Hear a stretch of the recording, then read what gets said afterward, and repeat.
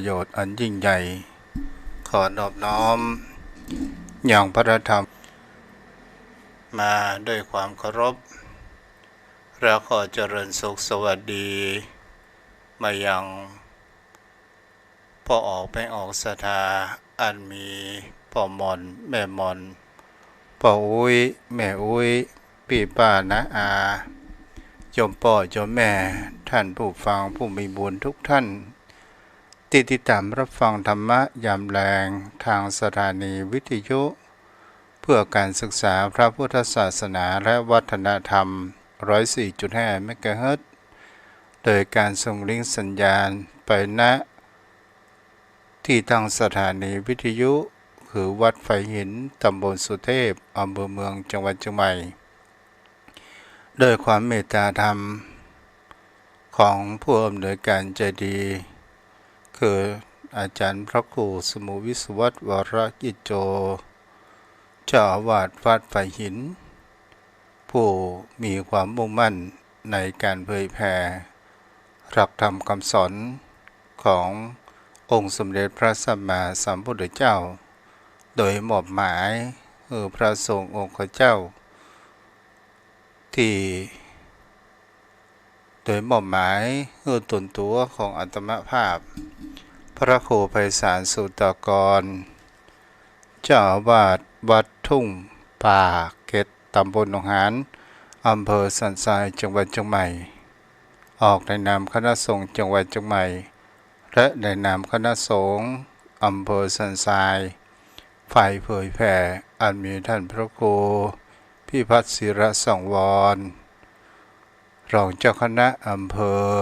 ฝ่ายเผยแผ่ได้มอบหมายตังลูกศิษย์ลูกหาที่ออกรายการวิทยุได้มาอุปจาเป็นกู้เป็นกิมกับโยมพ่อโยมแม่ท่านผู้ฟังตลอดจนถึงขึ้นธรรมะสีขาวชาวประชาที่ได้ก็ลิงก์และส่งสัญญาณไปโดยความเมตตาธรรมของท่านอาจารย์พระครูรองเจ้าคณะอำเภอโดยรอพระครูวัฒนวิกรมก็เดี๋ยวกันเด้อโยมแม่มีอย่างนี้แม่ศิลาเดี๋ยวกันเด้อแม่เด้อยังไม่ได้ออกรายการแต่เจริญพรโยมแม่โยมแม่ฮัลโหลเจ้ามีอย่างน้อแม่ศิลาคันเดียวก็โทรมาทีหลังเด้อแม่เด้อถ้ามีอย่างก็โทรมามาจากกันได้พ่อครูอภิวัตรพัฒนวิกรมเนาะกดออกได้แล้วโยมพ่อโยมแม่มีคำหนึ่งที่องค์สมเด็จพระผู้มีพระภาคเจ้าผู้เป็นศาสดาเอกเป็นบรมครูของหมู่เฮาที่ได้แนะนำก่อนพระองค์จะเสด็จดับขันปรินิพพานพระองค์นั้นได้ตรัสบอกไว้ว่าผู้ใดเห็นธรรมผู้นั้นเห็นเราในที่นี้เป็นสิ่งที่ตัวเจ้าก็ได้พยายามศึกษาผู้ใดเห็นธรรมผู้นั้นเห็นเราหมายถึงคำว่าเห็นธรรมในที่นี้เป็นสิ่งที่อันนี้ก็คือเป็นความคิดของตนตัวอาตมาภาพก็คือหมายถึงคำว่าหันแห่งสัจธรรมแห่งความเป็นไปของธรรมชาติที่อยู่บนโลกใบนี้หันแห่งความรักธรรมที่พระองค์นั้นตรัสไว้ก็คือบนโลกใบนี้เป็นสภาพแห่งบ่เที่ยงแท้มันแน่นอนและบ่สามารถที่จะคงทนนั้นอยู่เหมือนดังเดิมได้และบ่สามารถที่จะกำหนดกฎเกณฑ์บังคับบัญชามันได้อันนี้เรียกว่ากฎของพระไตรลักษณ์ผู้ใดเห็นธรรมผู้นั้นเห็นเราหลักธรรมของพระองค์นั้นเป็นหลักธรรมแห่งที่เราจะหันได้ว่าอริยสัจสี่ ทุกสิ่งทุกอย่างสิ่งนี้มีสิ่งนั้นจึงมีเพราะว่าเป็นหลักธรรมที่มีเหตุและมีผลเกิดขึ้นอันนี้เป็นสิ่งที่คนเอานั้นต้องเกิดแห่งความศึกษาในการที่เราจะเข้าใจและก่อให้เกิดแห่งคำว่าปัญญาเกิดจากการฟังก็ดีปัญญาเกิดจากการสนทนาปัญญาเกิดจากขีดเขียนบันทึกต่างๆนานาปัญญาเกิดจากการประพฤติปฏิบัติก็ตามนี้นำมาซึ่งแห่งความเข้าใจรักแห่งความเป็นไปของชีวิตบนโลกใบนี้มามีอย่างสิ่งที่บันดาลเหมือนดังความคิดของคนเฮานอกจากเฮาลงมือประพฤติปฏิบัติเฮาก็เชื่อสิ่งที่พระองค์นั้นได้ตรัสบอกอยู่เสมอว่าจะไปฟังเชื่อฟังสืบกันมาจะไปฟังเชื่อในตำราจะไปฟังเชื่อในตรรกะจะไปฟังเชื่อในสิ่งที่เป็นของครูบาอาจารย์นั้นก็หมายถึงกรมสูตรทั้ง10สันทายญาติโยมทั้งหลายแต่พระองค์นั้นและเฮาจะเชื่ออย่างจงเชื่อในการปฏิบัติของเฮาเองเฮาก็เชื่อตราบใดถ้าเฮาไม่ได้ลงมือประพฤติปฏิบัติแล้วเฮาบ่เข้าใจจะไปฟังเชื่อเตื้อเพื่อเฮานั้นศึกษาก่อนหลักธรรมของพุทธองค์นั้นจะเป็นสิ่งที่สำคัญเกี่ยวกับแห่งคำว่าจิตใจของคนเฮานี้เป็นสิ่งที่สำคัญมากที่สุดเพราะว่าความสุขแห่งด้านจิตใจเป็นสิ่งที่คนเฮานั้นต้องการมากที่สุดแต่คนเฮานั้นบางครั้งบางคราวเฮาก็ไปให้ความสนใจความสุขทางด้านกายมันมากนักตลอดจนถึงบางครั้งบางคราวก่อให้เกิดแห่งความรุ่มหลงนั้นเกิดขึ้นได้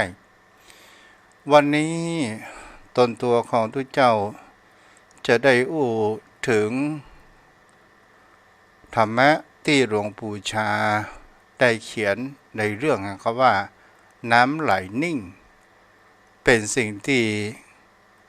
ได้ศึกษา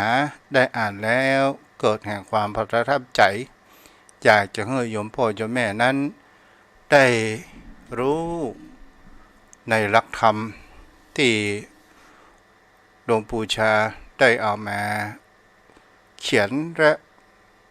ได้บันทึกไว้ในการบรรยายของพระเดชพระคุณของท่านศรัทธาญาติโยมทั้งหลายคำว่าน้ำไหลนิ่งเป็นสิ่งที่ก่อให้เกิดแห่งความรู้สึกต่างๆนานาหลวงปู่นั้นได้ถึงว่าเฮาจะไปทำจิตของเฮานั้นไปเพ่งไปที่คนนั้นคนนี้ก็คือความรู้สึกของเฮา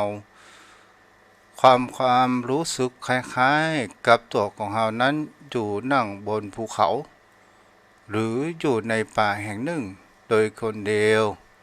และเฮานั่งที่เฉพาะในปัจจุบันและเฮาก็ลองมาศึกษาดูแห่งคำว่ากายและจิตของคนเฮานี้เองยมพ่อเจ้าแม่ในข้อนี้มันเป็นปริศนาเข้ามาจู่ว่าถ้าบุคคลผู้อยู่บนที่สูงจะมองดูข้างล่างนั้นหันภาพพิววิวทัศน์ตลอดจนถึงบ้านจองหอเรืองตึกหลังบ้านช่องเหมือนก็มาไปเหี่ยวยังวัดพระธาตุดอยสุเทพหอลงมาอยู่มองมาอยู่ทางลุ่มสถานญาติโยมทั้งหลายประการแรกเฮาก็จะหันภาพวิวทิวทัศน์จะหันสนามบินจะหันโรงพยาบาลจะหันถนนหนทางตึกรางบ้านช่องต่างๆนานาดีนี้ชีวิตของคนเฮาก็เหมือนกันศรัทธาญาติโยมทั้งหลายถ้าเฮานั่งโดยการที่เฮานั่งอยู่ข้างบนแล้วเมื่อเฮามีสติปัญญาในการฝึกปรือของเฮาจะหัน ภาพแห่งสิ่งที่ว่าเป็นอารมณ์ต่างๆนานาที่มันมากระทบทางประสาททั้งห้าตาหูจมูกลิ้นกายใจของคุณเฮาก็ตามแล้วเฮาก็จะเห็นได้ว่าสิ่งที่มันเกิดขึ้นมันตั้งอยู่แล้วก็ดับไปนี้ก็คือหมายถึงก็ว่ามันเป็นเรื่องธรรมดาเป็นสิ่งที่เราบ่สามารถที่จะยึดถือมันเกิดขึ้นได้แล้วเราก็มาดูแห่งคำว่าในวิถีชีวิตของคนเฮานี้มันก็มีเพียงแค่ว่ารูปและนามฝ่ายรูปก็คือหมายถึงแห่งคำว่ามหาพุทธรูปดินน้ำลมไฟที่มันมาประกอบกันเข้ามันก็เป็นรูปร่างแล้วฝ่ายนามธรรมก็คือจิตอันมีเวทนาสัญญาสังขารวิญญาณที่เรารู้จักกันก็คือระบบแห่งความคิดต่างๆนานาที่เราเรียกว่าจิตนี้เองจมพ่อจมแม่ท่านผู้ฟังทั้งหลายสิ่งที่คนเฮานั้นบ่ได้ให้ความสำคัญทางด้านกายกับจิตก็คือหมายถึงเฮาบ่ได้ศึกษาสิ่งที่แห่งความเป็นไปของชีวิตบางครั้งบางคราวคนเฮาบ่ได้ศึกษาทางด้านสิ่งที่มันเกิดขึ้นเฮาเมาแต่หลงแห่งความเพลิดเพลินในวิถีชีวิตมัวแต่เพลิดเพลินว่าเฮานี้จะอยู่คงกระพันจะเป็นอมตะมามีโรคภัยไข้เจ็บมาเบียดเบียนเฮาหลงละเลงไปบางครั้งบางคราวสิ่งที่เข้ามากระทบเฮาก็ก่อให้เกิดแห่งคำว่าความโกรธความประทับใจหรือความถูกใจและบ่ถูกใจเฮาก็มีความจิตใจของเฮานั้นฟูถ้าเฮาบ่ถูกอกถูกใจเฮาก็เกิดแห่งความโกรธสิ่งเหล่านี้เป็นสิ่งที่เฮาจะเห็นได้ว่านี้ก็คือเป็นสิ่งที่บางครั้งบางคราวคนเฮาบ่ได้ศึกษาความเป็นธรรมชาติของจิตใจของผู้คนเฮานี้เองจิตใจวันนี้ก็จะมาอู้ในเรื่องแห่งคำว่าธรรมชาติแห่งความเป็นไปของจิตใจของผู้คนเฮาจิตใจของคนเฮานี้เฮาพอไปดูไปแล้วที่เฮาว่าจิตเจตสิกซึ่งมันเป็นของคู่กันที่มันเกิดขึ้นพร้อมกันดับพร้อมกันนี้เองแต่ถ้าว่าเฮาดูไปแล้วมันถ้าเฮาดูจิตก็เหมือนกับบุคคลที่อ่อนไหวนั้นได้ง่ายหมายถึงคำว่าคบคนดีก็เป็นคนดีคบคนชั่วก็เป็นคนชั่วบางครั้งบางคราวจิตใจของผู้คนเฮาความเป็นไปของธรรมชาติบนโลกใบนี้มันไหลไปตามกระแสแห่งโลก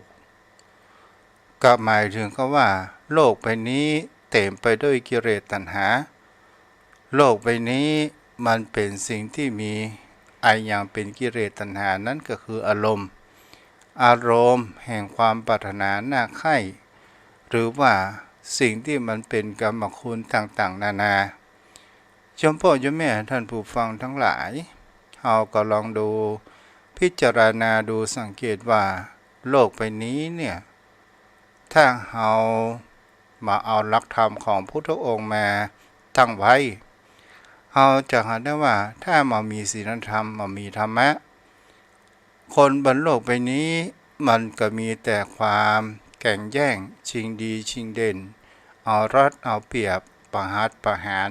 แย่งชิงที่อยู่อาศัยต่างๆนานานั้นเกิดขึ้นและมันจะมามีแห่งความสงบสุขเกิดขึ้นสถานญาติโยมทั้งหลายอันนี้คือความเปลี่ยนไปของบนโลกใบนี้แล้วสิ่งที่คนเฮานั้นบางครั้งบางคราวเฮาแสวงหาสิ่งที่มาได้ทางทุจริตบ่ได้มาด้วยความสุจริตก็จะทำให้บุคคลนั้นโดนจับติดคุกติดตารางกันเกิดขึ้นมาต่างๆนานาแต่ถ้าว่าเฮาดูศึกษาเอาหลักธรรมของพระพุทธองค์ ที่ได้ค้นคว้ามาเอาศีลธรรมของพระองค์ที่ได้บัญญัติไว้เฮาจะเห็นได้ว่าสังคมผู้คนเหล่านั้นมันจะมีจิตใต้สำนึกแห่งความรู้สึกเหนือกว่าสัตว์ทั้งปวงแล้วก็เป็นสิ่งที่จะมีคุณค่านั้นเกิดขึ้นได้นั่นก็คือหมายถึงเขาว่าทวนกระแสหมายถึงเขาว่าเฮาทวนนาฬิกาของตนตัวนาฬิกาของเฮาหลักธรรมของพระองค์นั้นเป็นการฟืนกระแสการฟืนกระแสนี้ก่อให้เกิดแห่งความสุขแต่มีความทุกข์ความลำบากเบื้องต้นแต่มีความสุขในภายภาคหน้านี้เองยมพ่อยมแม่บางคนนั้นเป็นสิ่งที่เราจะเห็นแล้วว่าถ้าว่าบางคนเราจะลองมาดูว่าแล้วปัญหาทุกสิ่งทุกอย่างบนโลกใบนี้จะเป็นความเป็นอยู่อย่างก็ตามแล้วเราจะหาทางอย่างใดให้เรานั้นรู้จักแห่งความเป็นไปและเราจะทำอย่างใดให้จิตใจของเรานี้มีความสุขนี้เป็นสิ่งที่ปัญหานั้นเกิดขึ้นนั้นก็คือเป็นสิ่งที่คนเรานั้นก็ชำระจิตใจอันเป็นสิ่งที่มีมลทินอันมีกิเลสที่เราว่าสกปรกนี้เองแต่เราสามารถที่จะชำระจิตใจของเรานั้นให้มีความสะอาดและมีแห่งคำว่าปัญญาเกิดขึ้นในจิตในใจในความคิดของคนตัวของคนเรานั้นได้โยมพ่อโยมแม่เราก็ลองมาดูสังเกตและพิจารณากันว่าชีวิตของคนเราในแต่ละวันนั้นวันใดถ้าเราไม่ได้อาบน้ำมันก็เหมือนเขาว่าเรานั้นขาดสิ่งใดสิ่งหนึ่งเมื่อเราในแต่ละวันเรามีการแปะเปื้อนผงธุรีนั่นจะเป็นแปะเปื้อนด้วยแห่งเขาว่าขี้เปอะขี้ตมเหงื่อใครก็ตามถ้าเราไม่ได้อาบน้ำมันก็นอนบ่หลับแต่บางคนนั้นบ่อาบน้ำแต่มีความเคยชินตัวนั้นเคยชินแต่บุคคลนั้นรอบข้างนั้นเกิดความเหม็นสาบจิตใจของคนเราก็เหมือนกันโยมพ่อโยมแม่ถ้าหาบ่เคยชำระล้างด้วยเอาหลักธรรมคำสอนของพุทธองค์มาชำระล้างเราจะล้างอย่างใดล่ะก็คือหลักในการแห่งคำว่ามีแห่งคำว่าสมาธิการทำสมาธินี้โยมพ่อโยมแม่บางคนบางท่านก็บอกว่าทำอย่างใดก็คือบางคนก็บอกว่านั่งทำความสงบแล้วก็มีบางคนก็บอกว่าเราจะทำความสงบได้อย่างใดเพราะว่าความคิดหรือว่าจิตของเราวิ่งไปวิ่งมานั้นอยู่ตลอดเป็นสิ่งที่เราบ่สามารถที่จะทำอารมณ์ในการทำสมาธิของเราจดจ้องอยู่ในอารมณ์ใดอารมณ์หนึ่งนั้นได้แล้วโยมพ่อโยมแม่เป็นสิ่งที่เราจะเห็นได้ว่ามันก็มีทางเดียวต้องอันในสิ่งที่คนเรานั้นจะทำให้จิตใจฝึกจิตใจของเรานั้นให้มีสมาธิทำให้จิตใจของเรานั้นมีปัญญาศีลสมาธิปัญญาเป็นสิ่งที่คนเรานั้นต้องการมากที่สุดปัญญาเป็นสิ่งที่เรามีแล้วเราสามารถที่จะกำจัดในสิ่งที่อันเป็นชั่วร้ายอันเป็นกิเลสต่างๆนั้นต่างๆนานานั้นได้แล้วเราก็ลองมาศึกษาว่าและเราจะทำจิตอย่างไรหลวงปู่ชาได้อู้ว่า ได้อู้ว่าหลวงปู่ชาได้อู้กับโยมว่าโยมบอกว่าโยมทำสมาธิถ้าหาอู้ตามภาษาชาวบ้านทำสมาธิโยมก็บอกว่าดิฉันนั้น ทำสมาธิมาได้ด้วยความคิดที่วิ่งไปวิ่งมานั้นอยู่ตลอดเวลาหลวงปู่ชาก็ได้อุปมาว่าสมมติว่าบ้านของคุณโยมมีลิงแล้วคุณโยมหันลิงแล้วเป็นอย่างไรลิงนั้นวิ่งชนไปมาต่างๆนานาแล้วโยมสมมติว่าโยมรักลิงตัวนั้นแล้วมาหันลิงที่ยังวัดของอาตมาแล้วโยมจะมีอาการเป็นชันใดโยมก็บอกว่าก็จะบอกว่ามีความคุ้นชินอยู่ตลอดการทำสมาธิก็เช่นเดียวกันเมื่อเฮานั้นหมั่นทำและเฮาก็จะรู้สึกปล่อยมันวิ่งไปโดยการที่เฮาบ่ได้บังคับแล้วมันก็จะมารวมอยู่แห่งจิตของมารวมจิตอันเป็นสมาธิแล้วก็ก่อให้เกิดแห่งการปัญญาเกิดขึ้นแล้วก็เป็นสิ่งที่คนเฮานั้นสามารถที่จะหาได้สมาธิหรือการภาวนาเป็นอุบายแห่งทำความสงบซึ่งมันเป็นตัวเดียวกันนี่เองทำไมคนเฮาต้องถึงทำความสงบเล่าศรัทธาญาติโยมทั้งหลายเฮาก็ดูสังเกตว่าสิ่งที่บุคคลเฮานั้นบางครั้งบางคราวที่เฮามีแห่งความว่าต้องหาความสงบแล้วปัญญาของคนเฮานั้นจะเกิดขึ้นอย่างเช่นโยมพ่อโยมแม่บางครั้งบางคราวเฮาหลงลืมสิ่งใดประการหนึ่งยกตัวอย่างเฮาจะออกจากบ้านจากจองบางครั้งบางคราวเฮาก็เอากุญแจไปไว้ที่ซ่อนที่ใดที่หนึ่งบังเอิญวันนั้นเฮารีบเร่งแล้ว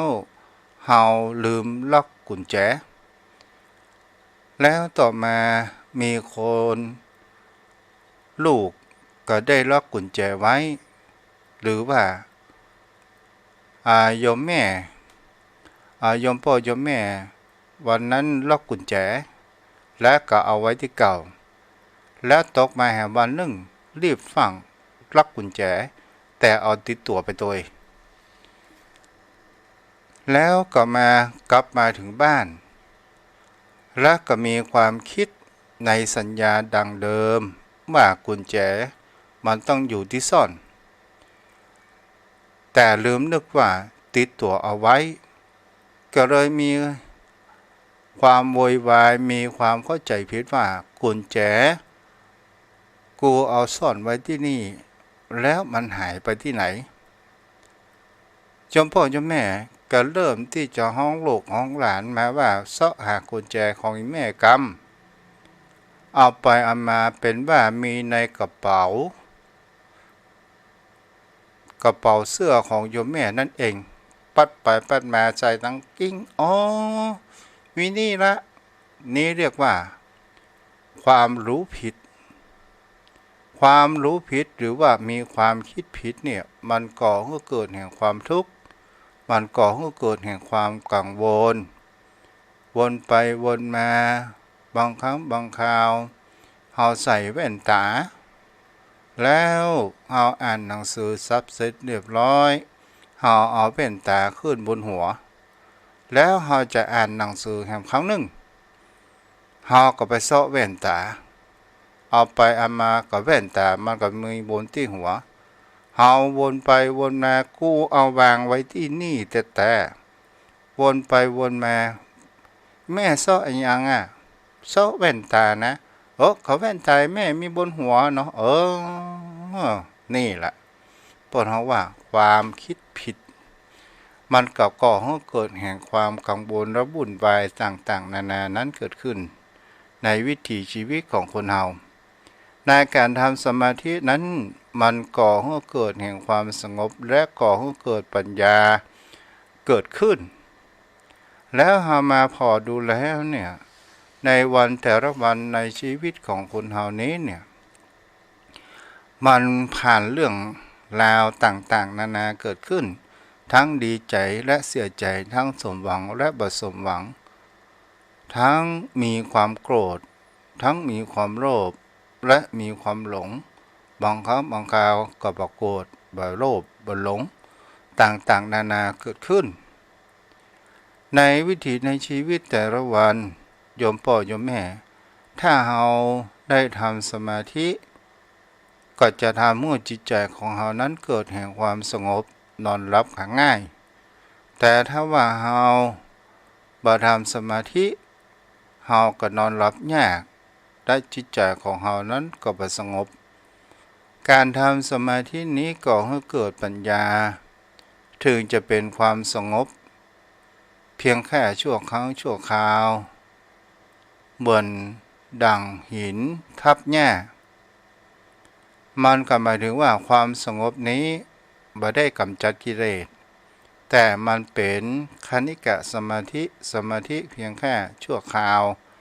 มันจะทำให้จิตใจของเรานั้นสงบแต่ปัญญายังบ่เกิดขึ้นเตื้อแล้วก็เป็นสิ่งที่เราจะเห็นว่าจิตใจของเราสงบแล้วมันก็ก่อให้เกิดแห่งความสบายใจในชั่วขณะหนึ่งแล้วถ้าเราวันพรุ่งนี้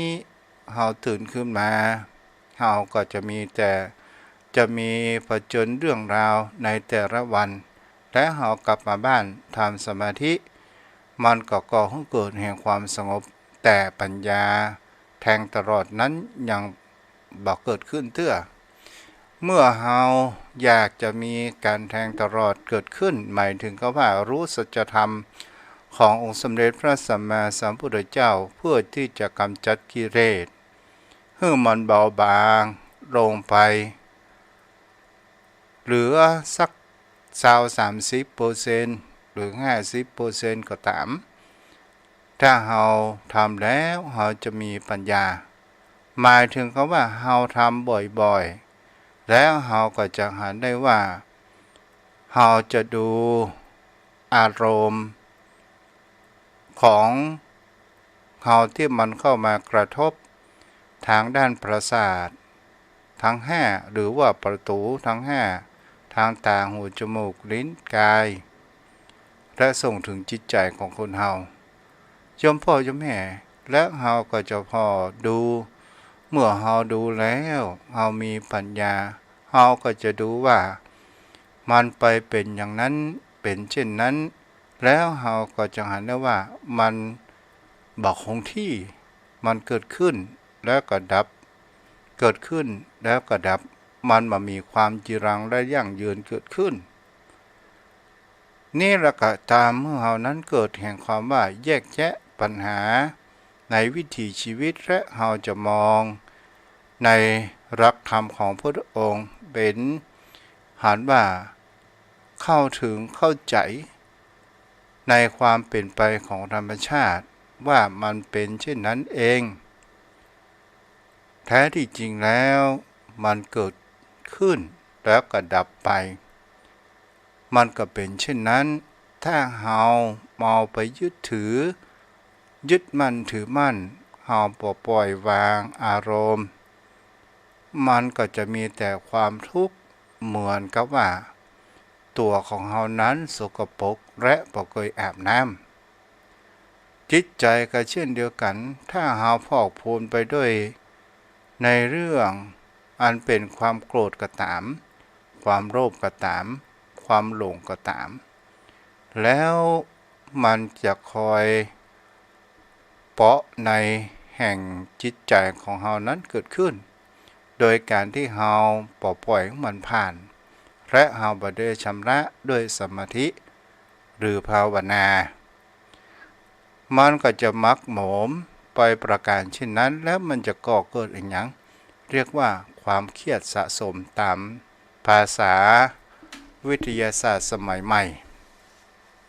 โยมพ่อโยมแม่แล้วเราก็ดูมาแห่งการประพฤติปฏิบัติธรรมล่ะถ้าเราประพฤติปฏิบัติธรรมเราก็จะมีการเรียนรู้ในวิถีชีวิตธรรมชาติของจิตของคนเรานี่ เป็นสิ่งที่เราจะเห็นได้ว่ามันมีอารมณ์เกิดขึ้นได้จากการระบบแห่งการปรุงแต่งก็คือเจตสิกอันประกอบไปด้วยเวทนาสัญญาสังขารและเป็นสิ่งที่คนเรานั้นจะเห็นได้ว่าในความเป็นไปถ้าสิ่งใดที่เรามีความปรุงแต่งและสนใจมากเกินไปทางด้านที่บดีมันก็จะทำให้จิตของเรานั้นเศร้าหมองถ้าเราปรุงแต่งทางด้านที่ดีมันก็จะทำให้จิตใจของเรานั้นฟูอย่างเช่นอย่างโยมพ่อโยมแม่อย่างเช่นมีวันใดวันหนึ่งคนข้างบ้านเปิดมีงานสังสรรค์เปิดเพลงเสียงดังโยมพ่อโยมแม่คำว่าความรำคาญตัวอย่างคือความรำคาญมันเป็นตัวเช่นใดและความรำคาญมาจากไหนโยมพ่อโยมแม่บางท่านบางคนก็ไปฟ้องแจ้งตำรวจแล้วตำรวจก็มาห้ามแล้วก็ทำให้ผิดเถียงกับคนข้างบ้านจะยกตัวอย่างคำว่าความรำคาญเกิดมาจากไหนความรำคาญนั้นมันเกิดมาจากเสียงเข้ามากระทบหูของเราแล้วมันเริ่มแห่งการปรุงแต่งก็คือระบบแห่งสังขารและเวทนาตัวสัญญามันมีเวทนาว่าได้ยินเสียงเกิดกระรึกคึกโครมดนตรีต่างๆประชอบใจเมื่อประชอบใจแล้วตัวสังขารนั้นก็เกิดการปรุงแต่งเมื่อเกิดการปรุงแต่งมันก็สร้างแห่งตัวรำคาญเรียกว่าอารมณ์มันมีความพอใจเกิดขึ้นแล้วตอนสุดท้ายถ้าว่าตำรวจมาแจ้งและเสียงสงบเรียบเกิดขึ้นวันใดวันหนึ่งศรัทธาญาติโยมทั้งหลายคนข้างบ้านมามีความพอใจในกับตนตัวของเราในเรื่องสิ่งใดสิ่งหนึ่งเกิดมาละลานท้าทายปุ๊บหูตีตากันก็เพราะในเรื่องต้นเหตุมาจากแห่งคำว่าเสียงอันเกิดจากการฟ้องร้องต่างๆนานาเกิดขึ้นนี่เป็นสิ่งที่เราจะเห็นได้แต่ถ้าว่าเราเข้าใจเท่าทันตัวแห่งคำว่ากิเลสอันเป็นตัวรำคาญถ้าเราบ่ไปปรุงแต่งมันเสียงดังก็ปล่อยให้มันเสียงดังไปเช่นนั้นมันจะเสียงดังตลอดตลอดถึงยังรุ่งก็เรื่องของมันสุดท้ายมันก็จะต้องดักไปในเวลาใดเวลาหนึ่งอุปมาเหมือนดังใส่ฝนเฮาจะหันฝนมันตกลงมามันก็จะต้องมีเวลาที่หยุดอากาศหนาวมันก็ไม่ใช่หนาวตลอดไปมันก็มีเวลาที่หยุดสิ่งที่คนเฮาจะเป็นหนาวจะเป็นร้อนจะเป็นดีใจเสียใจมันอยู่ที่ตัวการปรุงแต่งแล้วเรียกว่าเป็นสมมุติเกิดขึ้นนี่เองสิ่งที่ประทับใจเฮาก็สมมุติว่าดีใจสิ่งที่เฮาบ่ประทับใจเฮาก็เรียกว่าสมมุติแห่งความทุกข์ใจไม่ประทับใจเกิดปรุงแต่งต่างๆนานาเกิดขึ้นเอาละโยมพ่อโยมแม่วันนี้ก็คงพอตะอี้เนาะโยมพ่อโยมแม่ช่วงนี้เป็นช่วงฤดูหนาวก็รักษาสุขภาพตัวเด้อรักษาสุขภาพร่างกายแข็งแรงโยมพ่อโยมแม่ท่านใดที่จะบำรุงค่าไฟวัดวาอารามวัดทุ่งผักเกตของตนตัวของทุกเจ้าก็เจิญได้เด้อเนาะเพราะว่าช่วงนี้ปัจจัยค่าใช้จ่ายไฟฟ้าก็เสี่ยงหลายปันพอสมควรก็สามารถที่จะทำบุญได้ถ้ามีก็ทำถ้าไม่มีก็แล้วไปเอาละพ่อนานมาละเนาะอ๋อกราบแต่ บใต้ไพศาลเมตตาบารมีธรรมท่านพระคุณเจ้าด้วยความเคารพอย่างสูงยิ่งครับท่านเจ้าครับเจ้าวันนี้เข้าใจกันหรือเปล่านะอ๋อเข้าใจครับท่านพระคุณเจ้ามันเป็นเรื่องของจิตเจตสิกการปรุงแต่งสังขารที่ทำให้เกิดอารมณ์แล้วก็ท่านเจ้าอธิบายถึงว่าการฝึกจิตมันมีทั้งสมถะและวิปัสสนาสมถะนี่มันก็ยังมันเป็นการทำอารมณ์เพื่อสงบมันเหมือนหินทับหญ้าท่านเจ้า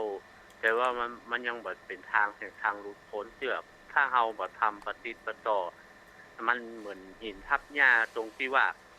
ถ้ามันทำติดต่อกันมันก็บ่งอกขึ้นมามันบ่ได้ถอนรากของผลถ้าเฮาทำติดต่อกันแล้วอันยากคือกิเลสตัณหานั้นมันก็เกิดขึ้นแต่ถ้าว่าวิปัสสนานี่มันเป็นการรู้แจ้งแทงตลอดมันเป็นแนวทางแห่งการหลุดพ้นวิปัสสนานี่ยังเป็นทางสมถกรรมฐานยังเป็นทางสองแห่งอยู่ท่านพระคุณเจ้าครับคำว่า ที่หลวงปู่ชาได้อู้ถึงในที่นี้ก็คือหมายถึงเขาว่าเราจะไปยึดมั่นถือมั่นเพราะว่าพระพุทธองค์บอกว่าโลกนี้ตกอยู่ในกฎของพระไตรลักษณ์อนิจจังทุกขังอนัตตาเพื่อที่จะให้หมู่เฮาปล่อยวาง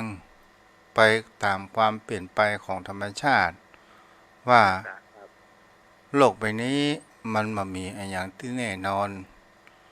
และเราจะทำจิตใจของเรานั้นให้เกิดแห่งความสบายนั้นเกิดขึ้นได้ส่วนแห่งคำว่าสมาธิหรือสมถะมันเป็นเพียงแค่อุบายทำความสงบเกิดขึ้นถ้าเราทำมันจะเป็นคำว่าภาวนาหรือวิปัสสนามันจะเป็นตัวปัญญาเกิดขึ้นและเราจะเข้าใจในสัจธรรมแห่งความเป็นไปแล้วก็ถ้าเรามีปัญญาจิตใจของเรามีปัญญามีสติปัญญาแล้วมันก็เหมือนกับคนที่อยู่บนดอยที่สูงแล้วมองลงมามันก็จะหันแห่งความเป็นไปของอารมณ์ต่างๆและเราก็จะหันว่าอ๋อมันก็เป็นเช่นนั้นเองจะไม่ทราบครับจะครับการที่ปัญญามันจะเกิดขึ้นได้นั้นมันก็ต้องมีทั้งสุตตมยปัญญาภาวนามยปัญญาจิตตามยปัญญาพออยู่ลำพังแล้วปัญญาก็สามารถที่จะเกิดขึ้นเองได้แต่ว่าสมาธินั้นมันเป็นบ่อเกิดที่ทำให้ปัญญาคือจิตมันแน่วแน่มันนิ่งแล้วก็ทำให้ปัญญาเกิดได้ง่ายขึ้นแต่ถ้าจิตเฮาวอกแวกไปอยู่กับที่เหมือนดุจดังลิงท่านพระคุณเจ้าสิ่งต่างๆนั้นมันจิตมันบ่เป็นหนึ่งมันบ่เป็นเอกคตามันทำให้จิตเววนความนึกคิดมันก็แปรปรวนไปตามนั้นท่านพระคุณเจ้าไว้สาครับจะและหลวงปู่ชาได้อู้ว่าถ้าเราเมาแต่อ้างว่าจิตประเป็นสมาธิจะเดียวมันก็คิดสิ่งนั้นมันก็คิดสิ่งนี้แล้วเรามักอ้างว่าทำไม่ได้มันก็จะทำให้เรานั้นเกิดแห่งว่ามหันธรรมอย่างแท้จริงแล้วถ้าเราทำแล้วเราเกิดความคุ้นชินอย่างเช่นเราเลี้ยงสุนัขไว้ที่บ้านแล้วเรามาด้วยความผูกพันสุนัขแล้วเรามาวัดเราก็มาหาสุนัขแล้วก็เกิดแห่งคำว่าเราบอกเกิดความคุ้นชินแล้วก็เกิดความกลัวอย่างนี้เป็นต้นเนาะครับไว้สาคเพราะนั้นเข้าใจเนาะครับเข้าใจครับท่านพระคุณเจ้าคือจิตที่ฝึกดีแล้วย่อมประเสริฐกว่าครับกว่าฝึกที่บ่ได้จิตบ่ได้ฝึกครับท่านพระคุณเจ้าไว้สาครับจ้าท่านเจ้าวันนี้ก็ได้อรรถรสหลายอย่างหลายประการจากธรรมะที่ท่านเจ้าได้อธิบายไว้ได้ความกระจ่างแจ้งความรู้ชัดเจนเพิ่มเติมยิ่งขึ้น อกราบแทบใต้ไพศาลและเมตตาท่านเจ้าด้วยความเคารพ ยัง ครับ เพราะนั้นเวลายังมีอยู่ ไว้สาครับ เวลายังมีครับท่านเจ้า เจ้า ครับไว้สาครับ เอาเพราะนั้นมีอย่างเพิ่มเติมบ้าง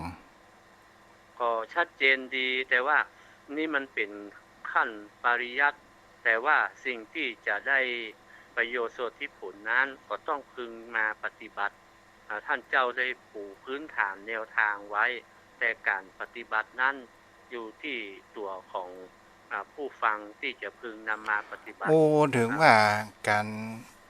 ทำสมาธิเนี่ย ไว้ มัน สาครับ ทำให้จิตใจของเรานั้นสงบสุขอย่างแท้จริงนะเพราะนั้น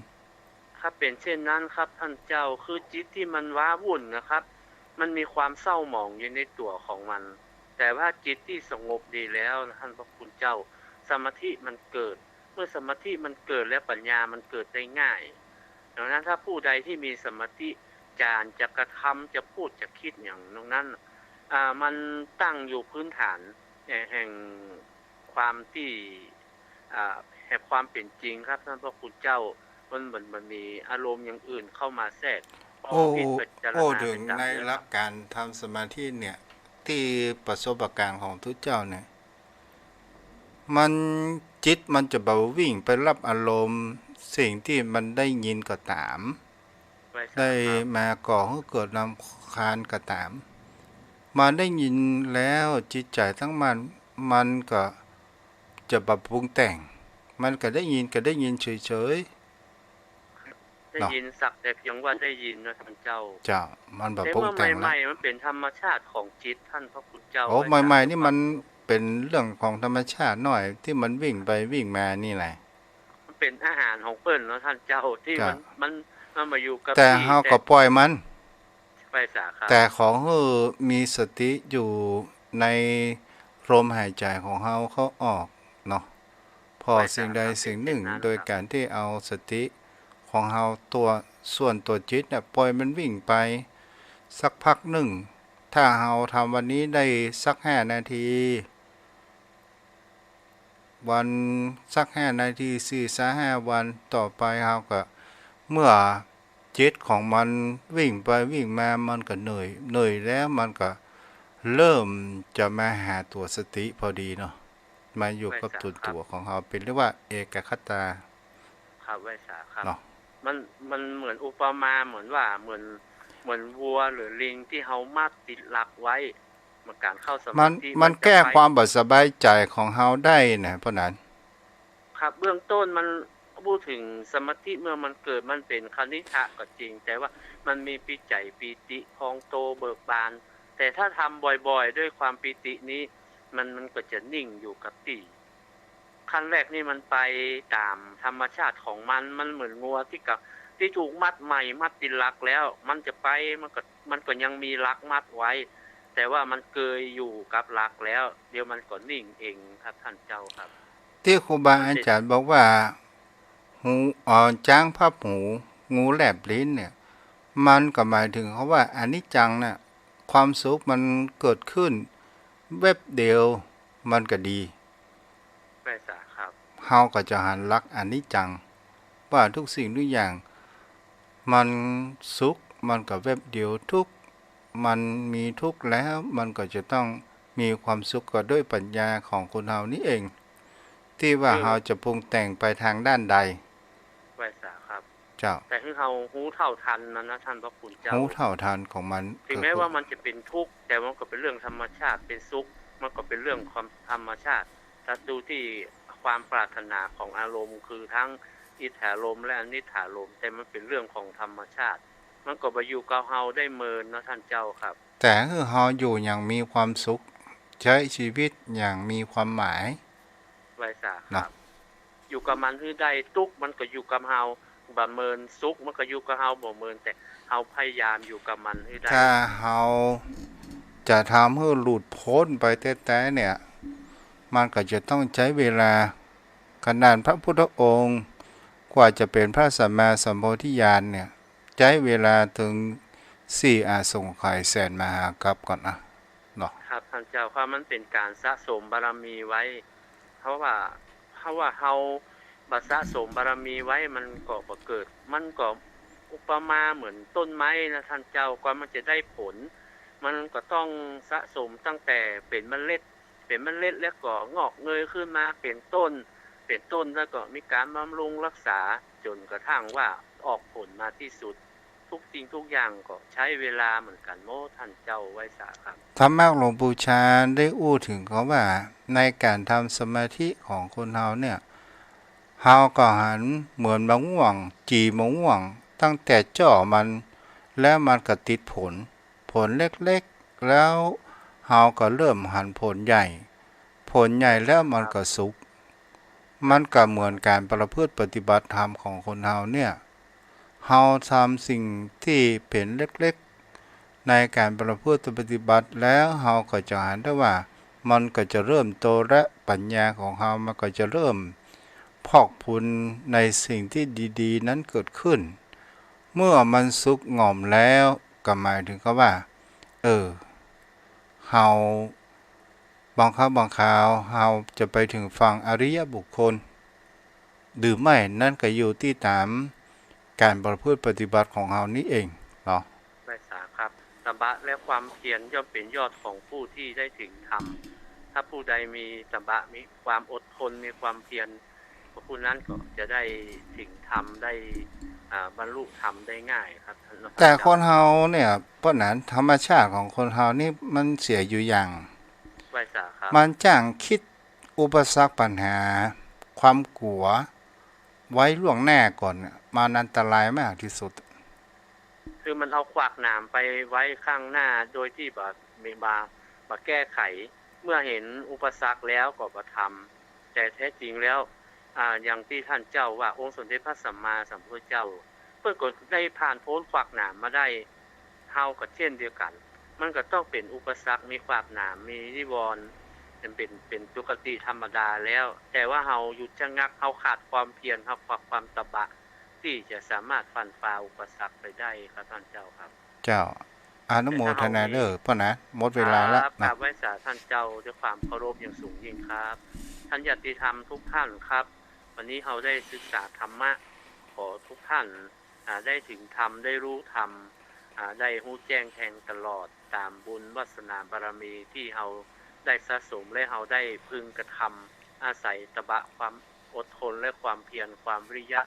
ที่จะต่อสู้อุปสรรคทั้งหลายนี้เพื่อเราได้มาเวียนบนในวัฏสงสารครับข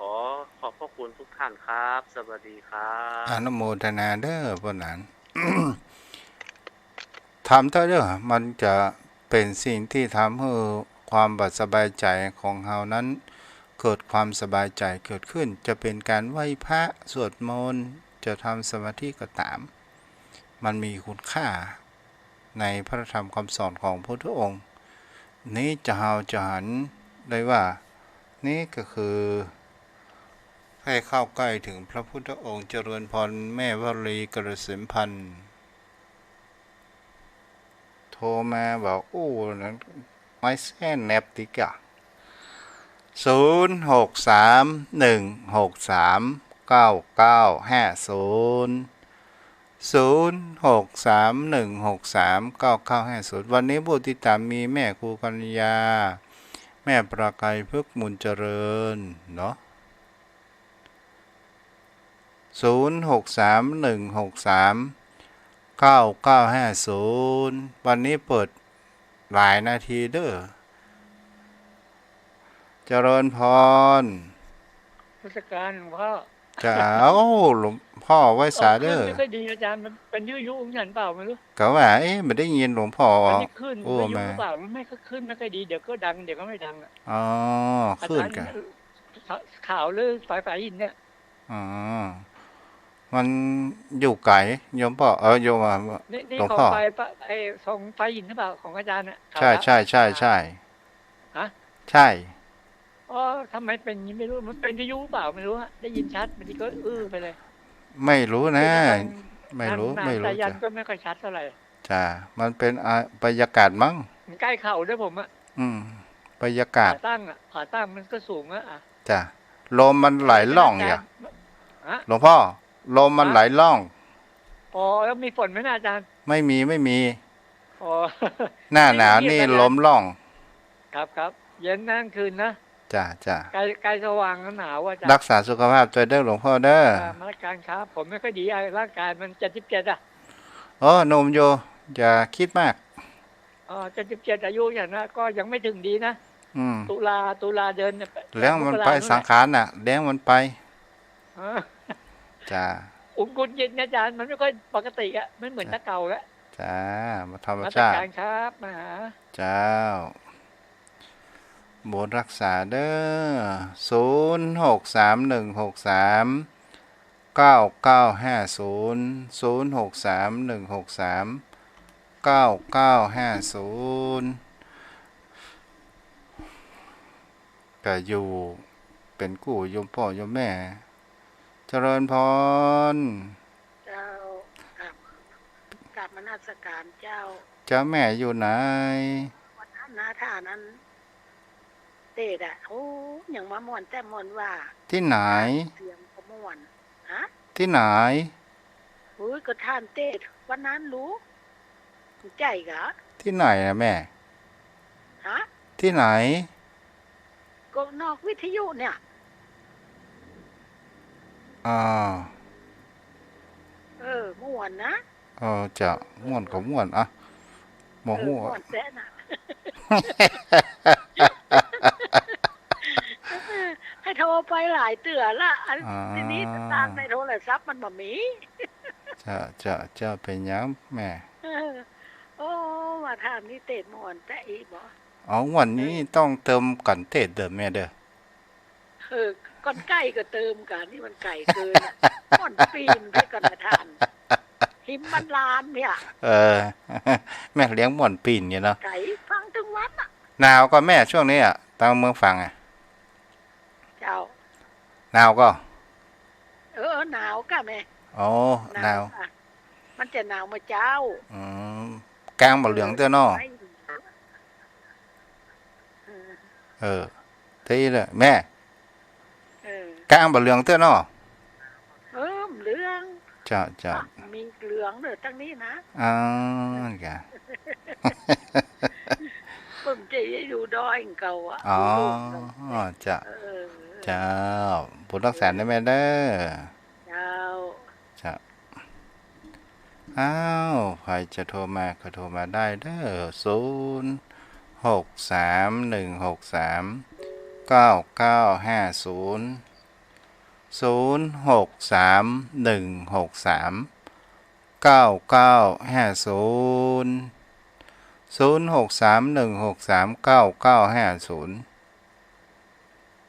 ถ้ามามี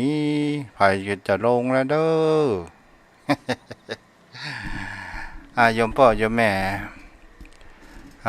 ก็อยู่เป็นกู้เป็นกิมเด้อโยมพ่อโยมแม่ท่านผู้ฟังทำหน้าที่โอ้ไผ่ฝากโทรศัพท์มาเนี่ย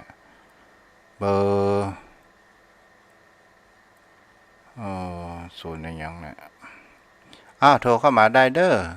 174ของไผ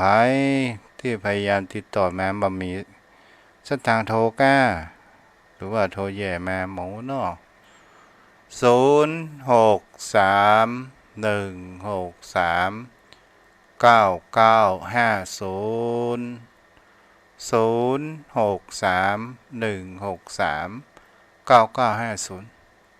มาเป็นอย่างเด้อจะไปกลัวว่าทุเจ้าว่าจะอันว่าจะอีแม่อู้บ่รู้บ่เหลือจะไปนี้เด้อว่าเป็นหยังโทรมาเตอะมาอู้มาจ๋าเหมือนทุเจ้าใกล้บ้านนั่นเนาะอู้จากันตามธรรมชาติแห่งความเป็นมนุษย์ของคนเฮา